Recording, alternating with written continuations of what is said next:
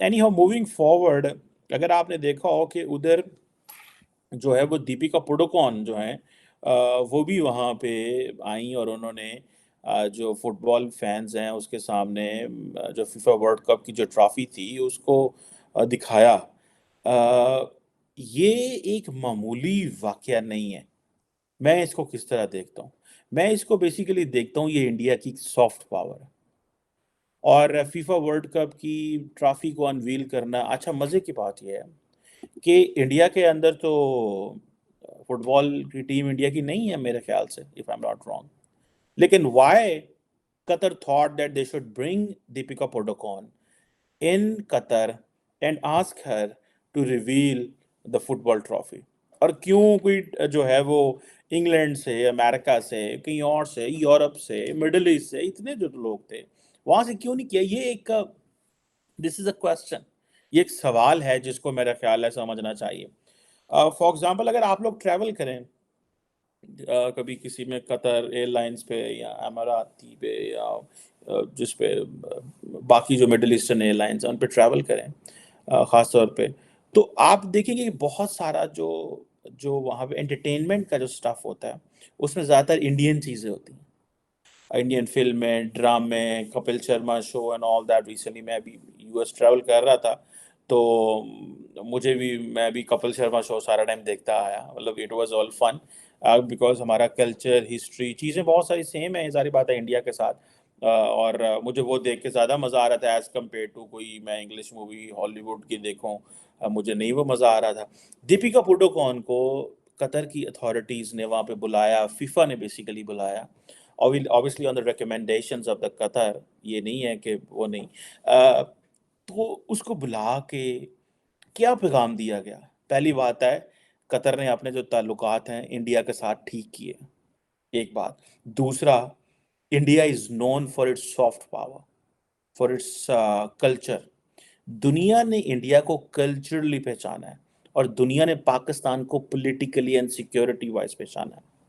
ये वो जो लोग हमारे जिसे कहते हैं ना कि हमारे कारसाज हैं, जो हमारे मैकेनिक हैं पाकिस्तान के, जो समझते हैं कि वो हमें हमारे अंदर नेशनलिज्म डालते हैं, हमारे हमें एक अच्छी कौम बनाते हैं और वो समझते हैं कि वो बहुत सियाने हैं, तो बाकी जो 75 जड़ी तो बाकी अवाम जड़ी है वो पागल है और बेवकूफ़ है। ये उनको पता होना चाहिए किस तरह हमने अपना कल्चर, अपनी वैल्यूज़, हमने सब कुछ तबाह कर दिया। आज इंडिया जो है वो दुनिया में दीपिका पादुकोण को और हॉलीवुड शाहरुख खान, सलमान खान, मतलब हमने इंडिया को दुनिया में पोर्ट्रे किया हिंदू, अपने आप को मुस्लिम। हम उस माइंडसेट से नहीं ना निकल पाए। हमने इंडिया को दुनिया और अभी भी कर रहे हैं कि वो हिंदू हैं और उनको हिंदू लेंस से देखें। दुनिया उनको देख रही है कल्चरल लेंस से, दुनिया उनको देख रही है सॉफ्ट पावर से। अब आप देखें ना कि दीपिका पादुकोण जो है वो, जब हम पढ़ रहे थे इंटरनेशनल रिलेशंस, तो सॉफ्ट पावर का जो कॉन्सेप्ट था, ये बेसिकली प्रोफेसर थे, प्रोफेसर जोसेफ नाय, उनका ये कॉन्सेप्ट था सॉफ्ट पावर।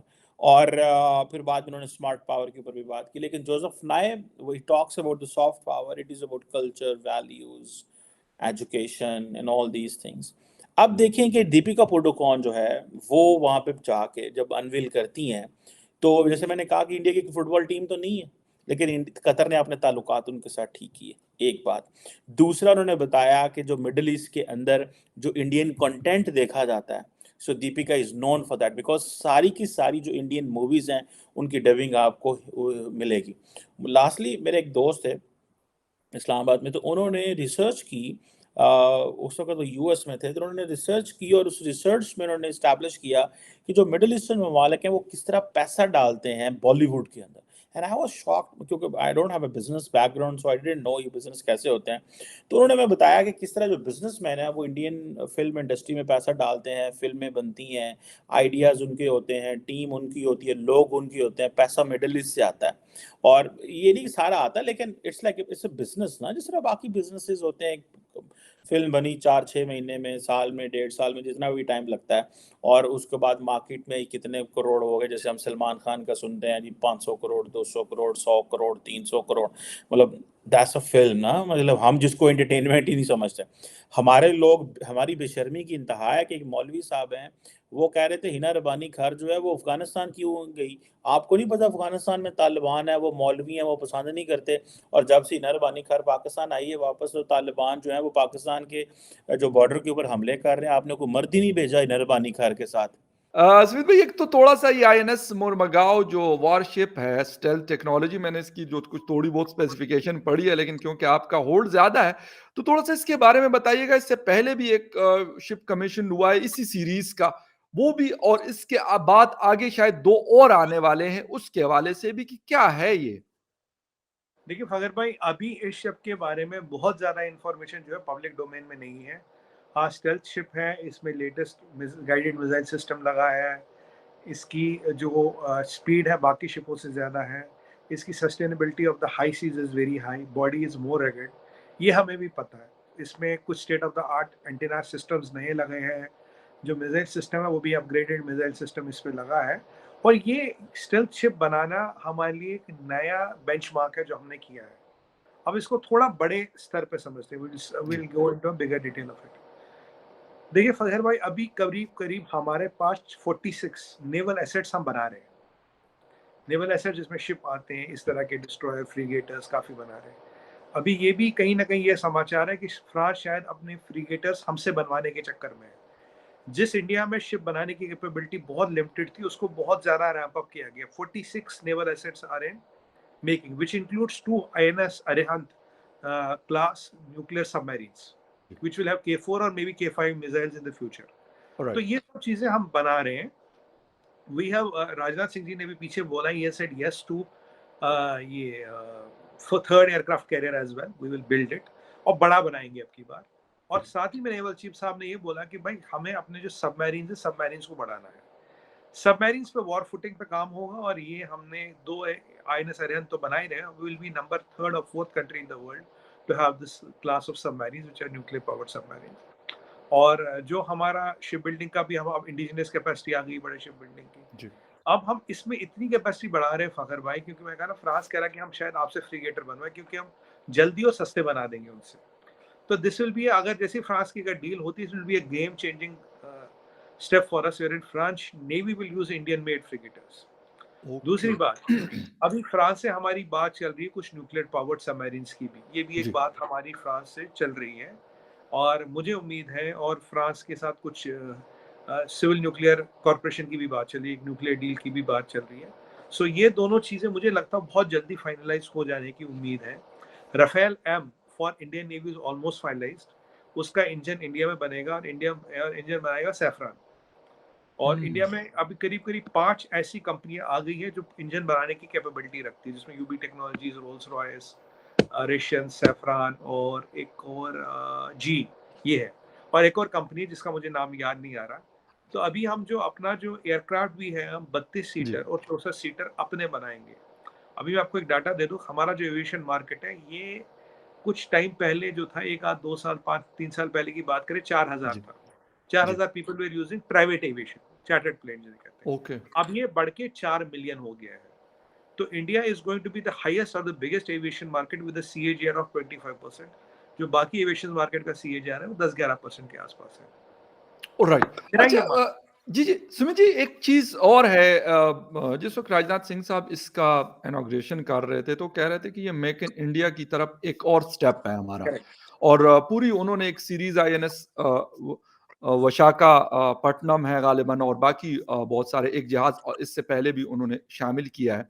तो और क्या ऐसी चीजें हैं जिसके ऊपर इंडिया कहता है कि यार हाँ बस ठीक है, ये उस कैपेबिलिटी या उस लेवल तक हम पहुंच गए जिसपे हम ये कह सकते हैं अमेरिका है, जिसपे हम समझ सकते हैं कि चाइना था या फिर रशिया है। देखिए, हाँ फगर भाई, अच्छा सवाल पूछा आपने। तो ये सब, ये हमारा क्या चल ही रहा, मेक इन इंडिया में मैंने कहा था, ये क्लास का शिप बनाना एक बहुत बड़ी उपलब्धि है, और दुनिया इस टेक्नोलॉजी की कायल हो गई है। सुमित जी, एक ड्रोन्स की बात हो रही, क्योंकि आजकल ड्रोन्स टेक्नोलॉजीज रशिया इस्तेमाल कर रहा है यूक्रेन के खिलाफ। सुना है कि जी ईरान उनको बना के दे रहा है, और वो उसको शायद खुदकश किस्म के या सुसाइड जिसे कामाकाजी कहते हैं ड्रोन। ड्रोन कहा जा रहा है, बिल्कुल। तो ये कौन से हैं जो अभी आप लोग ले रहे हैं, और साथ में गालिबन टेक्नोलॉजी ट्रांसफर की भी बात हो रही है, तो थोड़ा-सा इसकी डिटेल अगर आपके पास जो आपको जी। उसको जी, जी। देखिए फखर भाई, ये जो था MQ-9 रीपर ड्रोन्स है, these are considered best in the world.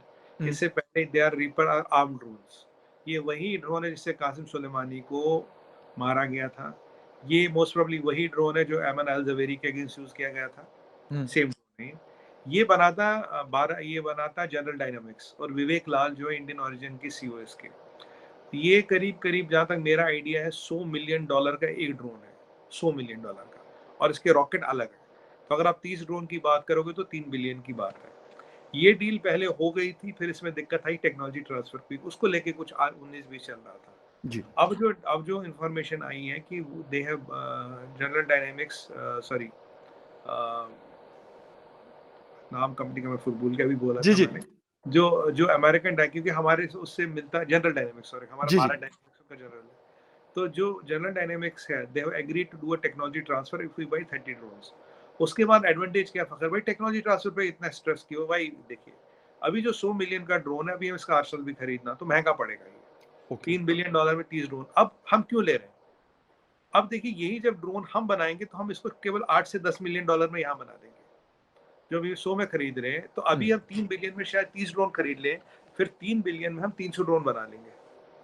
और हुँ, ये दुनिया का बेस्ट ड्रोन है। इसमें जो एयर एंड्योरेंस है सबसे ज़्यादा है, स्पीड सबसे ज़्यादा है, फ्लाइंग आवर्स सबसे ज़्यादा है, इसका जो रडार सिग्नेचर है मिनिमम है। This is the best drone in the world. Sir, फिर मैं एक सवाल मेरे माइंड में आया है, और वो ये है कि फिर इतना सारा वेपन खरीदा किसके लिए जा रहा है, कि मतलब किसको वो करना है कि आप पूरी दुनिया को आप हेल्प आउट करते हैं, ह्यूमन सेंट्रिक आपकी पॉलिसी है, तो फिर सर इतने वेपन्स Exactly. की, न्यूक्लियर कैपेबिलिटीज की, बड़े मिसाइल्स की, ये सारी चीजों की फिर क्या जरूरत है? मैं सर बताता हूँ, जी फाखर प्लीज। भाई, कहावत है, only power can ensure peace. Okay. ये जो वेपन्स है, ये डेटरेंट्स है। देखिए, अगर चाइना अपने आप को आर्म कर रहा, चाइना एक स्ट्रिंग ऑफ डायमंड्स बना रहा, हमने भी, सॉरी, स्ट्रिंग ऑफ पर्ल्स बना रहा, हमने भी जी, जी, स्ट्रिंग ऑफ डायमंड बनाना पड़ेगा। जी, स्ट्रिंग ऑफ डायमंड बाद में बना, पहले स्ट्रिंग ऑफ पर्ल्स बना। एनसर्कलिंग इंडिया, हमन टोटा में लाना, जहाज भेजना, जासूस जहाज भेजना। अगर आज चाइना खामोश क्यों है फखर भाई? चाइना खामोश है, वो उसे पता, हमसे लड़ के जीत नहीं सकता। लड़ सकता है लेकिन जीत नहीं सकता। हम्म, आज पाकिस्तान क्यों खामोश है? पाकिस्तान को पता है इंडिया से नहीं जीत सकता, इसलिए पाकिस्तान भी खामोश है। अगर आपके पास डेटरेंस होगा, आपसे लोग लड़ेंगे नहीं। इसलिए मैंने अग्नि 5 आपके एक चैनल पे था, उसने जी, जी, बोला आप तो गांधी का देश हो, आप अग्नि 5 की बात क्यों कर रहे हो? मैंने कहा only power can ensure peace. और आपकी डिप्लोमेसी भी तभी चलती जब आपके पास ताकत हो। आपकी डिप्लोमेसी भी नहीं, आपके काम नहीं आएगी। आज चाइना 1962 वाली बात क्यों नहीं कर पा रहा? उसे पता 2022 से जीत नहीं पाएगा। हम्म, चाइना को पता हमने अग्नि 5 का जो टेस्ट रात को क्यों किया, सबको बताते हुए दिखाते हुए किया ना। चाइना को समझ गया ना जो उसको समझना था। MIRV with multiple launches and 1500 kilo का payload. I think China got the message what do we mean. Mach 25 के हिसाब से हम्म, ट्रांसमिशन फेज में, वो टर्मिनेशन फेज में वो एंटर करता है। आपका कोई भी मिसाइल सिस्टम उस फेज पे उसको नहीं रोक पाएगा। हम्म, तो एंटी एंटी मिसाइल सिस्टम, तो जी, जब जी, चाइना को ये पता, तो चाइना अपने रास्ते में अपने रास्ते। अगर हमारे पड़ोसी कल को ये हॉस्टिलिटी छोड़ दे, हमें इन हथियारों की जरूरत नहीं पड़ेगी। पर अगर भाई, एक चीज हमेशा कहते हैं, जी, जी, चाहे आपके घर में 2 बंदूकें हो, 3 हो, कहते हैं ना कि you carrying a pistol doesn't mean you keep on firing it, but keep your gun या पाउडर ड्राई।